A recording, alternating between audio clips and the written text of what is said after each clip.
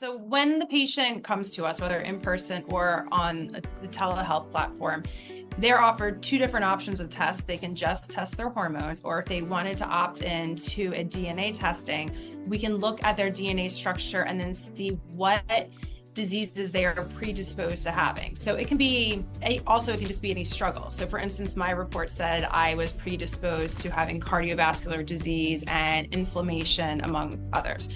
So then what do you do with that information? So then, because of being a registered dietitian, I take and I look at the report, and then I say, hey, we can add in these supplements, these natural foods, just to prevent you from having those problems in the future and to optimize you on a very basic level for your genes and for your DNA.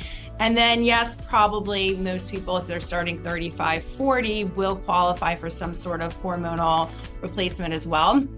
So for instance, I'm 41, I just take a very tiny bit of testosterone. Now, in 5 years, I'll probably add in a little bit of estrogen. So each person's dose is very individualized to them. And that's why it's important to go to experts in the field so that you're not, getting too much. And then sometimes when people hear about side effects, it might be from their friend they were dosed not properly, and then they had the side effects, but you shouldn't let that scare you off from your own journey. One thing I wanted to mention, just to hop on about the DNA testing, which is really unique that we offer here at Equilux, is the DNA test that we do is looking at your DNA hormones. We're not looking at every variable in your DNA. That's not what we're focused on.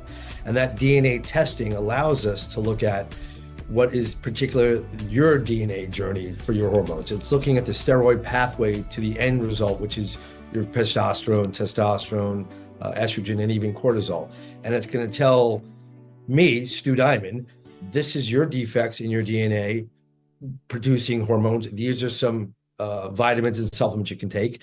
It's going to tell Noelle, which is going to be her particular DNA, because everyone's DNA is individualized, and allow her what her path is. Because